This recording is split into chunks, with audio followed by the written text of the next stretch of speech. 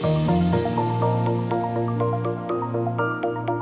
沢大学理工研究域機械工学系で、准教授を務めてます、若子里奈と言います。金沢大学設計製造技術研究所の教授をしております、木成俊康と言います。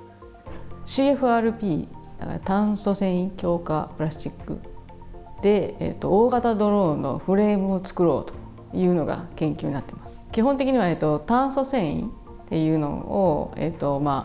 樹脂の中に含浸させた状態で、それで樹脂ごと固めると。でそれで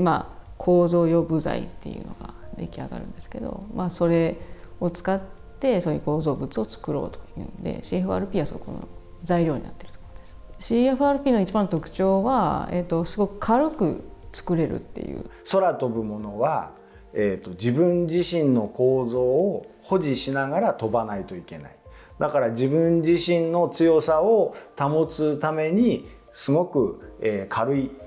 ものを使えれば、その分運ぶ荷物をたくさん運べるようになってしまう。ドローンだとバッテリーを積んでモーターを回すわけなんだけども、そのバッテリーをたくさん積めるっていうことは逆に飛ぶ長さが遠くまで飛んでいけるようになる。宅急便みたいなやつはステーションまでは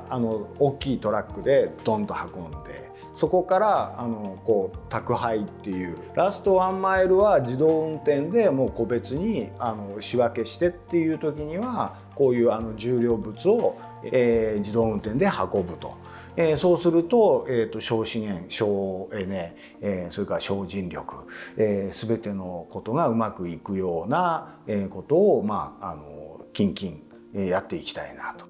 それからそういうものが定着してきたならば、一層空飛ぶ自動車作っちゃえというような世の中になってしまえば、もうこの現在のこの技術はそのまんま人一人を乗せてワンマイル自動運転で運んでいけると、それに向けて着々と基礎の技術を今積み上げているというところですね。組紐技術っていうのがキーワードになってるんですけど、それだと太さ直径が連続的に変化するようなそういう形状であっても繊維を切ったりせずに連続したままその径を変えて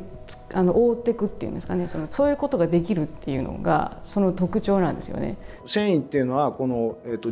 軸っていうかその糸の方向には強いけども、その糸の横方向にはもう全然力を発揮しないと、そういう性質があるわけですね。そうするとこの組紐で、組んだものっていうのはとにかく力がかかってほしい方向に炭素繊維を並べてやれば、力を発揮してくれると。どこの部分にどれだけ、繊維を入れてやればどれくらい強くなるかと、いうことが割とはっきり計算できると。想定しているドローンの大きさのサイズの骨組みは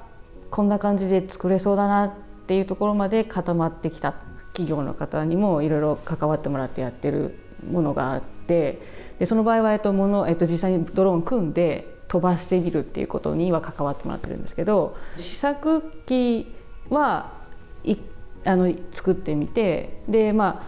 改善点はあるんだけれども、でもちゃんと飛ばすっていうところまでいけてるんですよね。だから改善したフレームを使ってさらにの2号機試作2号機を作って、でそれで飛ばせるといいねっていうのが次に狙っているところになります。